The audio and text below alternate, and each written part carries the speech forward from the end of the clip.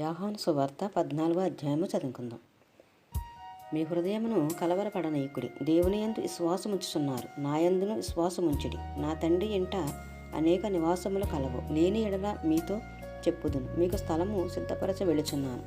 నేను వెళ్ళి మీకు స్థలము సిద్ధపరచని ఎడల నేనుండు స్థలములో మీరును ఉండులాగున మరలా వచ్చి నా యొద్ద నుండుటకు మిమ్మల్ని తీసుకుని పోవదును. నేను వెళుచున్న స్థలమునకు మార్గము మీకు తెలియనని చెప్పాను. అందుకు తోమా, ప్రభువా, ఎక్కడికి వెళుచున్నావో మాకు తెలియదే, ఆ మార్గం ఎలాగో తెలియనని ఆయన అడుగగా, యేసు, నేనే మార్గమును సత్యమును జీవమును, నా ద్వారానే తప్ప ఎవడునూ తండ్రి యొద్దకు రాడు. మీరు నన్ను ఎరిగియుంటే నా తండ్రిని ఎరిగియుందురు. ఇప్పటి నుండి మీరు ఆయనను ఎరుగుదురు, ఆయనను చూచి ఉన్నారని చెప్పాను. అప్పుడు ఫిలిప్పు, ప్రభువా, తండ్రిని మాకు కనుపరచుము, మాకంతే చాలునని ఆయనతో చెప్పగా, యేసు, ఫిలిప్పు, నేను ఇంతకాలం మీ వద్ద ఉండినను నీవు నన్ను ఎరగవా? నన్ను చూచిన వాడు తండ్రిని చూచుచున్నాడు. గనుక తండ్రిని మాకు కనుపరచమని ఎలా చెప్పుచున్నావు? తండ్రి యందు నేనును నా యందు తండ్రి ఉన్నామని నీవు నమ్ముటలేదా? నేను మీతో చెప్పుచున్న మాటలు నా అంతట నేనే చెప్పుటలేదు. తండ్రి నా యందు నివసించుచు తన క్రియలు చేయుచున్నాడు. తండ్రి యందు నేనును నా యందు తండ్రి ఉన్నామని నమ్ముడి, లేదా ఈ క్రియల నిమిత్తమైనను నన్ను నమ్ముడి. నేను తండ్రి వద్దకు వెళుచున్నాను కనుక నేను చేయు క్రియలు నా యందు విశ్వాసముంచువాడును చేయను. వాటికంటే మరి గొప్పవి అతడు చేయనని మీతో నిత్యంగా చెప్పుచున్నాను. మీరు నా నామమున దేని అడుగుదురో తండ్రి కుమారుని యందు మహింపరచబడుటకే దానిని చేతురు.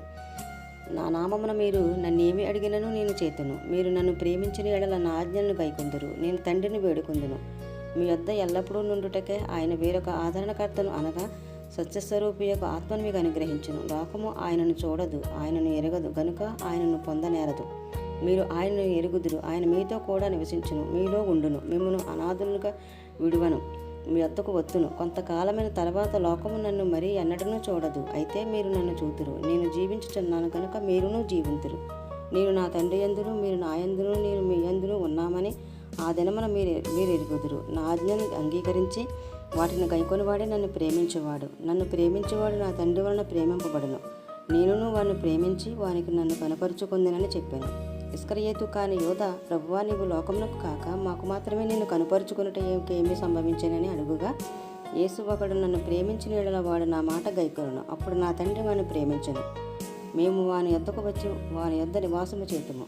నన్ను ప్రేమింపనివాడు నా మాటలు గైకొనడు. మీరు వినుచున్న మాట నా మాట కాదు, నన్ను పంపిన తండ్రిదే. నేను మీ వద్ద ఉండగానే ఈ మాటలు మీతో చెప్పి తిని. ఆదరణకర్త అనగా తండ్రి నా నామమున పంపబోవు పరిశుద్ధాత్మ సమస్తమును మీకు బోధించి నేను మీతో చెప్పిన సంగతులన్నిటినీ మీకు జ్ఞాపకం చేయను. శాంతి మీకు అనుగ్రహించి వెళుచున్నాను, నా శాంతినే మీకు అనుగ్రహించుచున్నాను. లోకమిచ్చినట్టుగా నేను మీకు అనుగ్రహించడం లేదు. మీ హృదయమును కలవరపడనీయకుడి, వెరవనీయకుడి. నేను వెళ్ళి మీ వద్దకు వచ్చేదనని మీతో చెప్పిన మాట మీరు వింటిరి కదా. తండ్రి నాకంటే గొప్పవాడు గనుక మీరు నన్ను ప్రేమించిన యెడల నేను తండ్రి వద్దకు వెళ్ళుచున్నానని మీరు సంతోషింతురు. ఈ సంగతి సంభవించినప్పుడు మీరు నమ్మవలనని అది సంభవింపకముందే మీతో చెప్పుచున్నాను. ఇకను మీతో విస్తరించి మాట్లాడను. ఈ లోకాధికారి వచ్చుచున్నాడు, నాతో వానికి సంబంధం ఏమీ లేదు. అయినను నేను తండ్రిని ప్రేమించుచున్నానని లోకము తెలుసుకున్నట్లు తండ్రి నాకు ఆజ్ఞాపించినది నెరవేరుటకు నేను ఎలాగో చేయుచున్నాను. లెండి, ఇక్కడ నుండి వెళ్ళుదము.